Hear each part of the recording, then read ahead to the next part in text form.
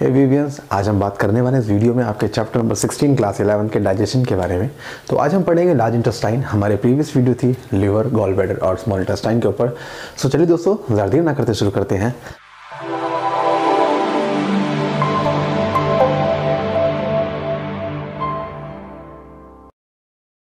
Hello दोस्तों, मैं हूं विनय और आप देख रहे हैं मेरे यूट्यूब चैनल विनय बायोलॉजी। सो आज हम बात करने वाले हैं लार्ज इंटेस्टाइन की। हमने बात करी थी स्मॉल इंटेस्टाइन में, जिसमें क्या था आपको पता होगा, ड्यूडेनम, जेजुनम एंड इलियम। ये तीन पार्ट थे हमारे किसके, स्मॉल इंटेस्टाइन के। लेकिन जैसे मान लीजिए ये होगा दिस वन इज इलियम, ठीक है, which directly connects to the large intestine. तो लार्ज इंटेस्टाइन से ये डायरेक्टली कनेक्ट होते हैं।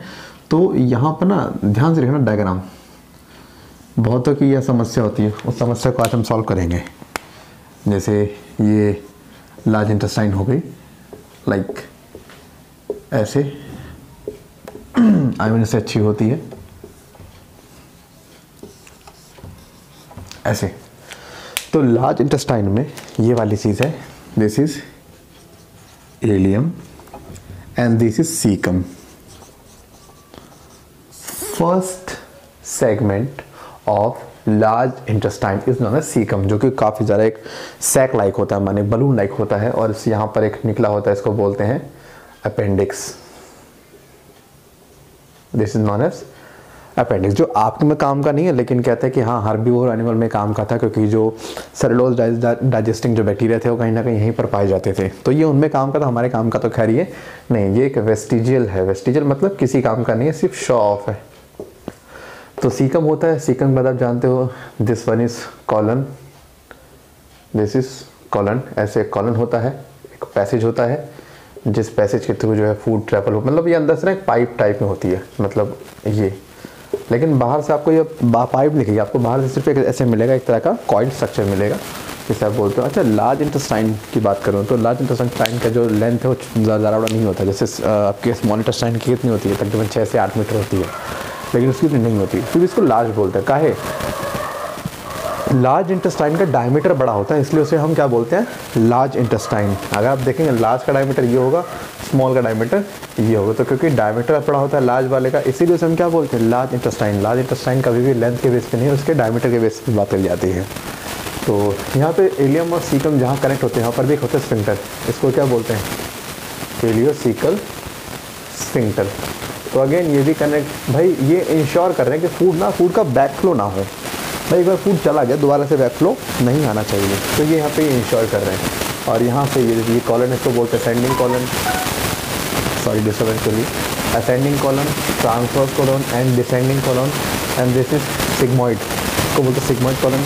और last part of the colon is known as rectum, क्या बोलते हैं, rectum, and the opening of rectum is known as anus. तो ये जो है ना, यहाँ पर आपको लार्ज इंटेस्टाइन का जो है डायग्राम है, ज़्यादा कुछ खास नहीं था। अभी आपको देखिए जितना ज़रूरी जानना है कि हाँ, यहाँ पे सीकम जो फर्स्ट पार्ट होता है, देन आता है तुम्हारा colon, ascending, transverse, descending, sigmoid, and last one is rectum, जिसकी ओपनिंग क्या है, एनस। तो जो भी फूड यहाँ पे टीथ से डाइजेस्ट नहीं होता, वो यहाँ से थ्रू ऐसे ट्रैवल होता हुआ in the form of faecal matter वो आपकी बॉडी से पास आउट हो जाता है। तो अभी ज़रा हम बात करते हैं कुछ एक टॉपिक, इसमें बात कर रहे हैं लेयर्स ऑफ गट। ठीक, देखिए मैंने आपसे कहा था कि एलिमेंट्री कैनाल या गट हम किसे बोलते हैं, माउथ से लेके एनस तक के सारे पार्ट को हम गट बोलते हैं। तो अगर हम गट की लेयर की बात करें तो गट में बेसिकली 4 लेयर होती हैं। जैसे भाई ये हो गया इसोफेगस, ये स्टमक, ये स्मॉल इंटेस्टाइन, ठीक है, ये हो गया लार्ज इंटेस्टाइन। तो अगर आप देखें ना, ये पूरा पाइप है, एक पूरा पाइप है जिसमें डायमीटर कहीं छोटा कहीं बड़ा। अगर मैं पूरा मतलब यहाँ से यहाँ से सीधा खींचूँ ना, तो सीधा खींचने के बाद मेरे को ऐसा मिलेगा, मान लो स्टमक वाला ऐसा हो गया, ये स्मॉल इंटेस्टाइन हो गया, ये लार्ज हो गया। तो भाई मेरे को अल्टीमेटली पूरा पाइप मिलेगा ना, कहीं पे डायमीटर बड़ा, कहीं पे छोटा। आप कहीं भी कट कर लीजिए, कहीं पे आप कहीं भी कट करोगे, आपको हमेशा 4 लेयर मिलेगी हमारे गट के अंदर। कौन कौन सी? सबसे बाहर वाली लेयर का नाम क्या होता है हमेशा, सेरोसा, ये होती है आउटर मोस्ट लेयर जो आपके पास मिलती है। देन जो सेकेंड लेयर यहाँ पर आती है वो होती है मस्कुलरिस। कौन सी आती है? मस्कुलरिस, क्योंकि यहाँ पर मसल्स पाई जाती हैं। तो मसल्स में कौन सी मिलती हैं? स्मूथ मसल्स मिलती हैं, जिन्हें आप कंट्रोल नहीं कर सकते। यहाँ पे स्मूथ मसल 2 टाइप की होती हैं, एक होता है सर्कुलर, एक होता है लॉन्गिट्यूडनल। सर्कुलर जो होती हैं वो हमेशा इनर साइड होती हैं, मान लीजिए इसे दिस वन इज सर्कुलर, और जो है लॉन्गिट्यूडनल वो हमेशा बाहर की साइड होती हैं इस तरह से। तो मस्कुलरिस माने मसल से बनी लेयर, तो यही मसल्स के लेयर जो है ना पेरिस्टाइसिस की मूवमेंट कराती हैं इसोफेगस के अंदर, मैं बात करी थी, ठीक है ना। तो यहाँ पर क्या हो गया, सर्कुलर इनर साइड पे और लॉन्गिट्यूडनल आउटर साइड पे। कितना आसान है, सर्कुलर में सी के बाद आई आ रहा है, माने आई माने इनर हो गया, लॉन्गिट्यूडनल में एल के बाद ओ आ रहा है, माने लॉन्गिट्यूडनल आउटर हो गया। ये एक जुगाड़ है, कोई लॉजिक नहीं है। अच्छा, सेकेंड लेयर मस्कुलरी के बाद जो थर्ड लेयर आती है वो आती है सब म्यूकोसा, ठीक। और जो सबसे लास्ट में आती है और लेकिन सबसे अंदर आती है उसको हम बोलते हैं म्यूकोसा लेयर। क्या बोलते हैं, mucosa. This one is mucosa layer, ये है mucosa layer. Mucosa layer release करती है म्यूकस, जो कि कहीं ना कहीं आपके पूरे एलिमेंट को स्मूथ करता था कि फूड का पैसेज जब बहुत आसान हो जाए, ऐसा ना हो कि फूड कहीं अटक जाए तो वो काम भी सही नहीं होता। तो इसीलिए यहाँ पे आपको 4 लेयर रखने के serosa, outermost muscularis, second one and third one submucosa, inner one is mucosa, और जहाँ पे आपको स्पेस मिला this is known as lumen. पता है क्या ऐसा होता है भाई, ये ल्यूमन का साइज बड़ा होगा, स्टमक स्मॉल इंटेस्टाइन छोटा होगा, तो इसका जो साइज है ना वो कहीं घटता बढ़ता रहता है। तो ये आपकी 4 बेसिक चीज़ें जो आपके आंसर के डिस्क्राइब करते हैं। तो गाइस हमने तो खैर बात कर ली सारे बॉडी पार्ट्स की, तो अभी ज़रा बात करते हैं इनके डाइजेशन के प्रोसेस की। अभी हम कहाँ काम करते हैं, हम अभी लेके चलते पहले स्टार्च का डाइजेशन और यू कैन से शुगर का डाइजेशन, ठीक है। तो हम 3 स्टेप देखेंगे, शुगर का डाइजेशन, प्रोटीन और फैट का, और इसी तरीके से हम चैप्टर को ख़त्म कर लेंगे। तो पहले बात करते हैं शुगर के डाइजेशन की।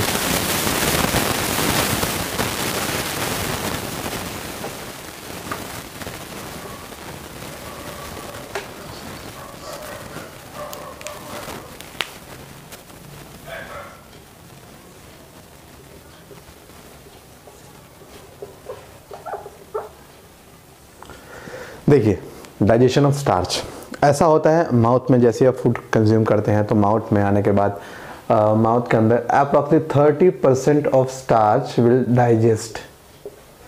कैसे, आपके माउथ में प्रेजेंट होता है एक एंजाइम्स को बोलते हैं सलाइवरी एमाइलेज, जो कि सलाइवा में पाया जाता है। क्या मिलता है, सलाइवरी एमाइलेज। वो एंजाइम इसको ब्रेक करता है माल्टोज के अंदर, और माल्टोज काफ़ी मीठा होता है। कभी हुआ आपने कि रोटी बहुत लंबे समय तक आपने चबाई हो और आपको फिर एकदम से मीठा मीठा लगने लग गया, और रोटी ऐसा नहीं, इसमें चीनी नहीं होती। जब आप रोटी को बहुत समय तक आप च्यू करते हो तो उसके बाद ना आपका जो माउथ है उसका वो 30% को पूरा ब्रेक कर देता है, और ब्रेक करने के बाद जो रोटी है उसमें से माल्टोस कन्वर्ट होना शुरू होता है। माल्टोस होता है मीठा, तो लंबे समय तक च्यू करने से आप उस रोटी का ही डाइजेशन माउथ में करने लग जाते हो। आपको 30% तक डाइजेशन आपके माउथ में हो जाता है विद दिस एंजाइम। माने 70% जो स्टार्च है वो यहाँ पर डाइजेस्ट नहीं होता। फिर वही फूड बॉलस फॉर्म में ईसोफेगस में जाता है, वहाँ पे जाने के बाद फिर आता है स्टमक में। तो मैं दिखा रहा हूँ आपको सारे पार्ट दिखा रहा हूँ सेपरेट कर करके। जैसे मान लीजिए माउथ हो गया, ईसोफेगस हो गया, स्टमक हो गया, स्मॉल इंटेस्टाइन हो गया, ठीक, क्योंकि डाइजेशन नहीं होता है, कभी लार्ज में डाइजेशन होता ही नहीं है। तो माउथ में डाइजेशन हो गया इसका 30%, बट 70% स्टिल रिमेनिंग। तो ईसोफेगस में डाइजेशन होता नहीं है इसका, ना स्टमक का। माने स्टार्च का डाइजेशन ना आपके स्टमक में होता है, ना आपके स्मॉल इंटेस्टाइन, ना ईसोफेगस में होता है। तो आप बता दो कि आपके स्टमक के अंदर फूड तकरीबन 6 से 8 घंटे रहता है, उसके बाद ही फूड वहाँ से ट्रैवल करता है कहाँ, toward the next area that is small intestine, ठीक। तो स्मॉल इंटेस्टाइन में आने के बाद मैं कहता स्मॉल इंटेस्टाइन में 3 लोग छेड़ने आते हैं, BPI। मैंने आपको बोला था कि स्मॉल इंटेस्टाइन में कोई सा भी फूड आए छेड़ने के लिए हमेशा, फूड मतलब मान लो लड़की है, प्यारी सी कन्या, और जैसे यहाँ पे एक प्यारी सी कन्या थे तो अपना चांस लगाने के लिए यहाँ पे 3 लड़कियाँ हमेशा सामने हैं। कौन कौन से, BPI bile juice, pancreatic juice and intestinal juice.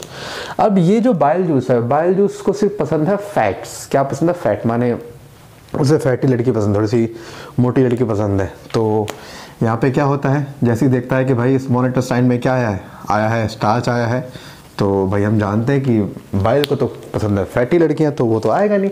तो बाइल जिसने कहा भैया मैं तो नहीं आ रहा। पैनक्रेटिक ने कहा चलो मेरा मौका, तो पैनक्रेटिक तो आएगा। तो पैनक्रियाटिक ने अपना छोड़ दिया एंजाइम जिसको आप बोलते हो पैनक्रियाटिक अमाइलेज। तो पेनक्रेटिक अमाइलेज काम करता है इसके ऊपर, काम करने के बाद इसको चेंज करता है डाइसैकराइड में। किसमें करता है? डाइसैकराइड में। देखो इसको ना पढ़ने के बाद फिर बायोमॉलिक्यूल अच्छी होनी चाहिए, तभी के बाद बनेंगे। तो ये पॉलीसैकराइड को चेंज कर दिया डाइसैकराइड के अंदर। अब भैया देखो ये जो शुगर है कुछ भी हो सकता है, मतलब कुछ भी। मैं कॉमन सा स्टार्च लेके चल रहा हूँ, तो इसको इसके एंजाइम मैंने पेनक्रियाज की हेल्प से ये चीज़ टूट गई, किसमें आ गई? डाइसैकराइड फॉर्म में आ गई। अब भैया इसने मौका मार लिया, अपना काम कर लिया। अब बारी किसकी है? इंटेस्टाइनल की। तो अब इंटेस्टाइनल इस पे तो काम कर सकता नहीं, क्योंकि ये तो कन्वर्ट हो गया इसमें। तो अब इंटेस्टाइनल काम किस पे करता है? इस पे करता है, और इसको चेंज कर देता है किसमें? मोनोसैकराइड के फॉर्म में। आप जानते हो शुगर की सिंपलेस्ट फॉर्म कौन सी होती है? मोनोसैकराइड। और यही मोनोसैकराइड यहाँ पर ये क्या कर लेगा? ये एब्जॉर्ब कर लेगा। तो कितना आसान है कि हम स्टार्च खाते हैं, हमारे माउथ में 30% डाइजेशन होता है। कब? जब बहुत लंबे समय तक ची करोगे तब होता है। अगर सीधा निकल गए तो 30% नहीं है, सीधा 100 आपका जाके स्मॉल इंटेस्टाइन के अंदर ही होना है। देन वहाँ से ना ईसोफेगस में ना स्टोमक में डायरेक्ट कहाँ आएगा? स्मॉल इंटेस्टाइन में। स्मॉल इंटेस्टाइन में आने के बाद वहाँ पर क्या होगा? वहाँ पर ऐसा होगा कि बीपीआई हमेशा आएंगे भाई अपना चांस मारने के लिए। अब बी को पसंद है फैटी, तो फैट तो है नहीं, तो फिर पी और आई, फिर पेनक्रेटिक बोलता ठीक है अगर मेरा चांस है तो मैं अपना एंजाइम छोड़ूंगा। एंजाइम क्या करेगा? एंजाइम डाइजेस्ट कर देगा उस चीज़ को, किसमें? उसको कर देगा डाइसैकराइड में। लेकिन डाइसैकराइड में होने के बाद फिर बारी किसकी है? इंटेस्टाइन की। अब इंटेस्टाइन का तो काम यार क्या ही करे, वो तो बचा ही नहीं है। तो इंटेस्टाइन कहता ठीक है मैं इस पर काम कर लूँगा, वो इस पर काम करता है और क्या बनाता है? मोनोसैकराइड। ने कुछ डाइसैकराइड मेंशन कर रखे हैं भाई, क्या पता जो इससे कन्वर्ट हो गई, क्या पता यहाँ पे शुगर जो है वो सुक्रोज बन जाए, या मान लीजिए माल्टोज बन जाए, या लैक्टोज बन जाए। मतलब क्या पता भाई, आप बाहर से बहुत तरह के शुगर कंज्यूम कर रहे हो ना, हमें थोड़ी पता कौन सा शुगर आपने कंज्यूम कर लिया। अगर सुक्रोज आपकी बॉडी बन जाता है स्मॉल इंटेस्टाइन में, तो वो जो स्मॉल इंटेस्टाइन है वो इसको चेंज कर देगा किसमें? ग्लूकोज और फ्रक्टोज में। यहाँ पर एंजाइम कौन सा आता है? इन्वर्टेज या सुक्रेज एंजाइम आता है। इन्वर्टेज या सुक्रेज। माल्टोज है तो स्मॉल इंटेस्टाइन कौन सा छोड़ेगा? तब वो छोड़ेगा माल्टेज एंजाइम, जो चेंज करेगा इसका ग्लूकोज और ग्लूकोज में। अगर लैक्टोज है तो छोड़ेगा लैक्टेज एंजाइम, और वो करेगा ग्लूकोज प्लस गैलेक्टोज में। देखो ऐसा है, जैसा सबस्ट्रेट होगा वैसा एंजाइम रिलीज करता है स्मॉल इंटेस्टाइन। ऐसा कुछ नहीं है कि सुक्रेज इसके लिए छोड़ दिया, इसके लिए ना भाई। सुक्रेज सिर्फ काम करता है सुक्रोज पे, माल्टेज काम करता है माल्टोज पे, लैक्टेज काम करता है लैक्टोज पे। तो जो जिस पे काम करता है वही तो एंजाइम रिलीज करेगा ना। तो ऐसा नहीं है कि कोई सा भी एंजाइम छोड़ दिया, वो देखना पड़ता है कौन सा सबस्ट्रेट है, उसके अकॉर्डिंग जो है ना एंजाइम सीक्रेट करे जाते हैं। तो ये हो गया आपका, कितना सिंपल सा था ना यहाँ पे स्टार्ट डाइजेशन, कुछ था भी नहीं डिफिकल्ट। तो आज हम इतना रखेंगे, ठीक है। नेक्स्ट वीडियो में हम बात करेंगे तुम्हारे फैट और प्रोटीन के डाइजेशन की, और हम उसी क्लास में बात करेंगे एब्जॉर्प्शन ऑफ फैट्स की, मतलब कैसे वो एब्जॉर्ब होता है। तो उम्मीद करता हूँ आपको आज की वीडियो पसंद आई है, और अगर आई है तो यार बिना लाइक करे जाने का मतलब नहीं बनता है, और क्योंकि ज़्यादा मेहनत लगती नहीं, लाइक करने से भी ऐसे बटन क्लिक करना है और 2 मिनट हो जाता है। तो चलिए दोस्तों फिर मिलते हैं नेक्स्ट वीडियो नए टॉपिक साथ। जब तक के लिए सतर्क रहें, सावधान रहें, देखते रहें विनय बालाजी, टाटा बाय बाय, शब्बा खैर, लव यू ऑल।